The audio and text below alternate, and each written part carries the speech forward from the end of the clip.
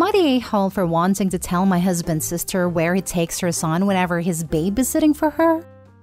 Hear me out. My husband's sister Nicole had a difficult upbringing. Her parents kicked her out and disowned her and cut financial support off her after she refused to marry a family friend. She instead went to live with her late boyfriend, who passed away shortly after their son was born. My in-laws kept pressuring Nicole to let them meet their grandkid, and they harassed her to the point where she got a restraining order against them, and that's when they stopped. But they, including my husband, have been complaining about what a horrible thing she did and said that she broke the family and robbed them of their grandchild. My husband has contact with Nicole, and he started offering to babysit her son for her after she finally found a new job, and she's been grateful for this. However, he's been doing this ever since he started babysitting his nephew. He'd wait till she dropped his nephew off, then he'd get him into the car and drive to my in-laws' house so they could see him. He'd stay gone and come back 30 minutes before Nicole is expected to arrive. I didn't want to say anything at first, but then I couldn't stand thinking about how betrayed and hurt Nicole would feel if she found out. I told my husband what he's doing is wrong, since his nephew's mom did not consent to him to go to my in-laws' house.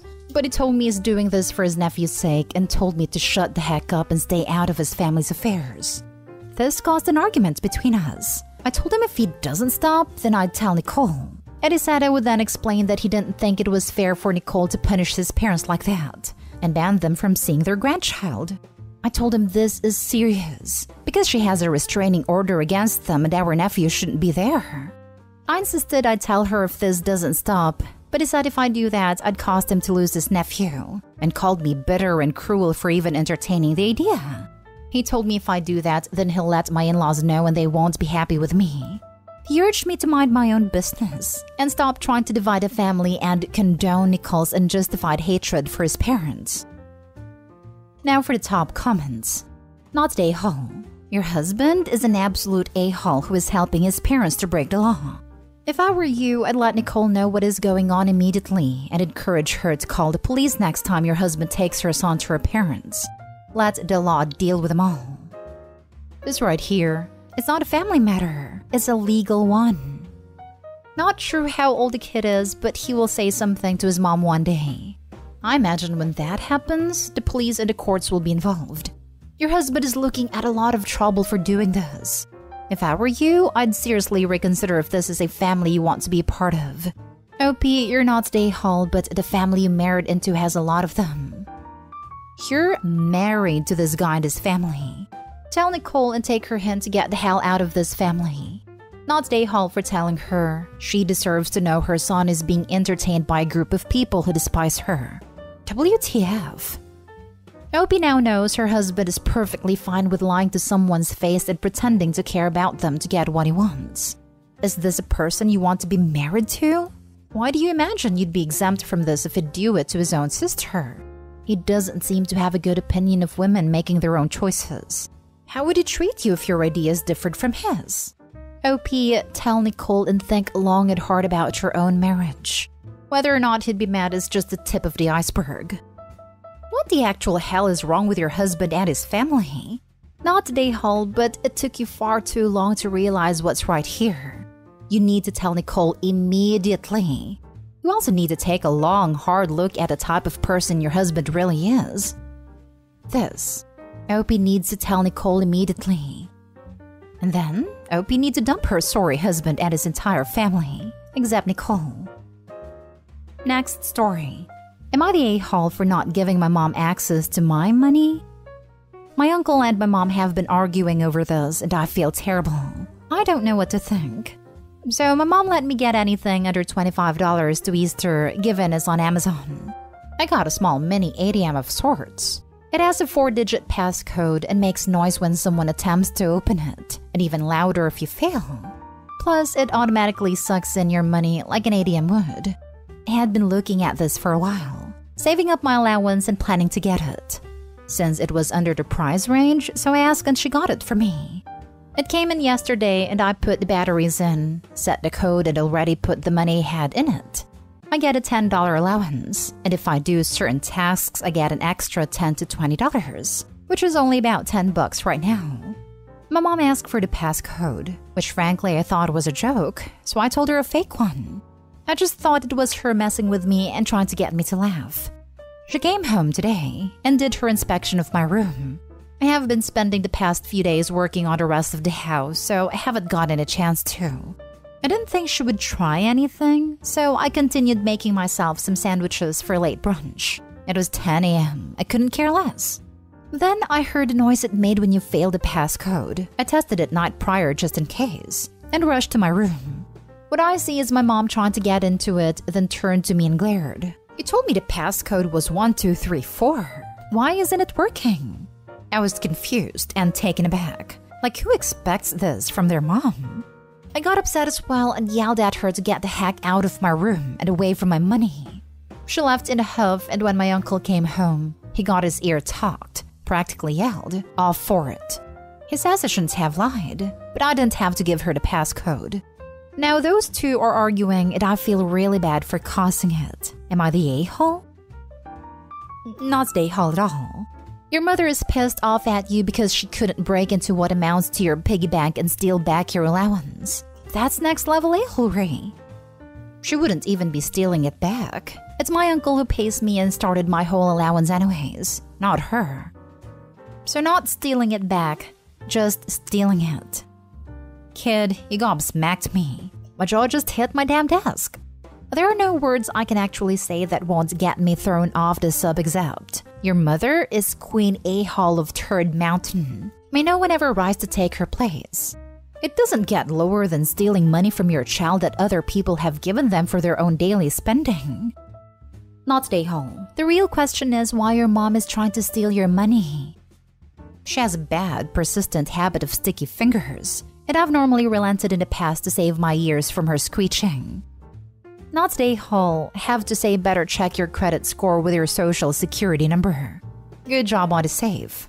Wow. Trust nobody with your money. Period. By the way, tell her it's Nanya business. Luckily, I'm not old enough to have my own credit card or anything yet. Hence why I went with a piggy bank / money holder with a passcode. Next story is titled, Am I the a-hole for running away? I, 20 female, used to live with my mom, stepdad, and stepsister was the same age as me. When my mom married my stepdad and moved them in when I was 12, from the get-go, it was obvious that there was something wrong with stepsister. I won't even attempt to speculate a diagnosis, but she got really clingy, would throw tantrums, and pee herself if she didn't get her way. Also, she couldn't regulate her voice. It would just blurt whatever she was thinking and touch or take whatever she wanted. Basically, she has zero self-control or awareness. I talked with my parents about getting her into therapy and getting her a diagnosis, and I was scolded and grounded for bullying her, because that counted as bullying for them, so I never brought it up again. But she latched onto me and it ruined my life. Refused her own room, was put in every one of my classes. If I talked with someone else, she would throw a tantrum and pee herself at school, and I would end up having to take care of her. If I was invited somewhere and she wasn't, I wasn't allowed to go.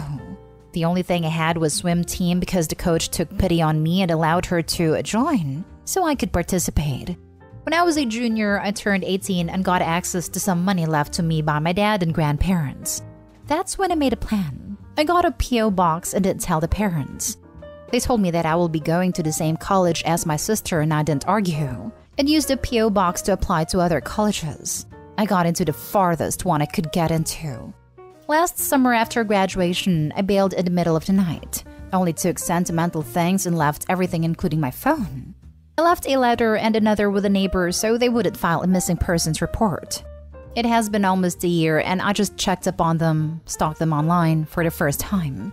Apparently my stepsister is committed and the parents are no longer living together. And while I feel vindicated when it comes to the parents, I feel like an a-hole towards stepsister. I know that wasn't her fault. And with me there, she could live more or less normally. Now she's in a facility and all her support system vanished. So am I the a-hole? Now for the comments. Not the a-hole. Your parents failed both of you. It sounds like running was the only solution. I hope you're doing better now. This. And OP, the situation was entirely of your parents' making. They allowed your stepsister to use you like a security blanket and decided not to get her any therapy to cope without you and instead built her entire mental health on you staying with her 24/7. I hope they learned a lesson from this and that your stepsister is finally getting the help she needs. I legit wonder what the hell her parents expected of her for the rest of her life. They wanted her to share college with stepsister.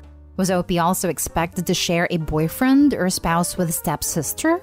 And so on and so forth. The parents really failed both of their children. At least Opie got to escape.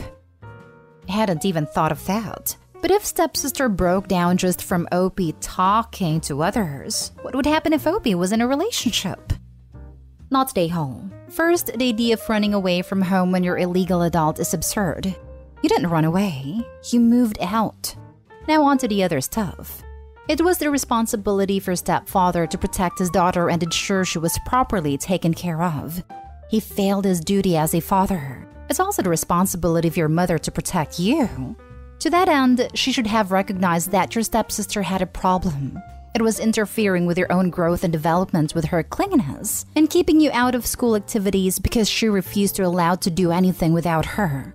Your mother should have insisted to her husband that your stepsister got proper care. They both failed their children. They lost you, forced your stepsister to be committed so she has no one, and destroyed their marriage. This heap of failure belongs to them, not you. You have no legal or moral responsibility to your stepsister. Although perhaps it might be helpful if you had some contact with her, but I would talk to her caregivers first. It might be nice if you could write letters to her or visit her occasionally, or perhaps that would exacerbate her clinginess. It depends on where she's in therapy. As I said, talk to her caregivers and see if such contact would be helpful and appropriate. But of course, whether you choose to have contact with your stepsister at all is entirely up to you. As I said, you have no legal or moral obligation to have any contact with her. I don't think it's a good idea to advise a stalking victim to re-establish contact with a person who has fixated on them. The stepsister is where she needs to be.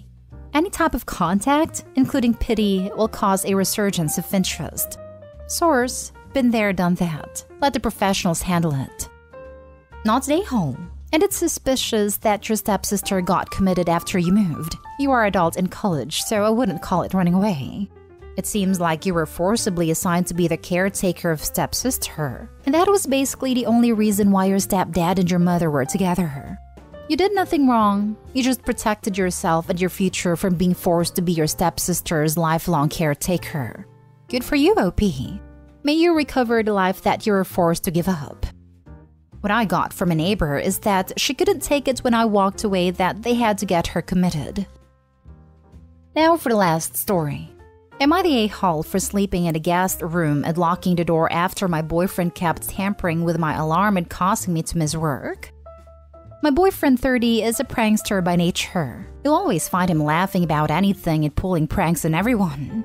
He broke his arm 2 weeks ago because of a prank, and as a result, he'd taken time off work and is home all day. Unlike me, as I work long hours in a very stressful job. He started complaining about feeling lonely and asking me to skip work so I could stay home with him, but I refused. He started tampering with my alarm by waiting till I fall asleep, then take my phone and mess with my phone clock, causing me to wake up an hour later and missing a day of work. I'm a heavy sleeper and I need my phone alarm to wake up. He'd laugh at my reaction every time, then ask, "So, what are we doing today?" It affected my job. And when I learned that it cost me a potential raise because my boss wasn't happy with me, I just couldn't stand it and had a fight with my boyfriend. I moved a mattress and my stuff to the guest room and started sleeping there while the doors locked. He couldn't believe it and pitched a hissy fit about how distant I am when he needs me near. I told him until he stops tampering with my alarm and causing me to miss work, I'll just stay in the guest room for now. He said I really overreacted, and this was just some teasing/pranking that I'd taken too seriously, but I refused to negotiate it. He begged that I move back, but I refused and told him he's being irresponsible and whiny over me having to work. He's fuming over this and been saying I'm making his recovery worse. Am I the a-hole? Not the a-hole, but you need to break up with this ridiculous person. He's endangered his own employment due to his pranks, and now is actively sabotaging your career. He's 30 damn years old. This is unacceptable behavior. Do you really want this person to be your partner in life? This is not the first time I've seen posts about people asking their significant other to just miss work or making them late on purpose. But WTF? The second my significant other or anyone else did that, they would be out of my life. This is livelihood. What kind of entitlement does this person come from to demand it for someone to miss work? Or does the rest of the world live in some magical universe where you can just skip work whenever you feel like it? So weird. Not stay home and get rid of this parasite OP. Literally, a rock would make a better partner. My boyfriend, 30, is a prankster by nature. You mean a-hole? All pranksters are a-holes by nature. Some of them just hit the joke right sometimes and not do too damaging pranks, so they're not be called out for being a-holes. But make no mistake that they are a-holes by nature. They feed off people's anxiety and misery. It's an abuse tactic. Get them to lose their job and the power balance changes. In this situation, OP is not a-hole at all. You have two people. And it's clearly written here. He broke his arm 2 weeks ago because of a prank, and as a result, he'd taken time off work and is home all day. And like me, as I work long hours in a very stressful job. OP takes her work seriously, like me, and her boyfriend is, as the saying, treats work like a fart in the wind. BF is bored, stuck at home, so he wants to be entertained. Boyfriend could have asked something like, "Hey, do you think you could take a couple vacation days and let's go do something?" Instead, he pranks her assuming that she'll be super happy to miss work, like he would. I'm like OP and you, and would be pissed off if my partner played this game with me. OP's not there to keep her boyfriend entertained, but he seems to think so. That's not a prank. That is bullying. Dump him. You deserve better. Not the a-hole, of course. Sadists also hide their sadism under the guise of pranks.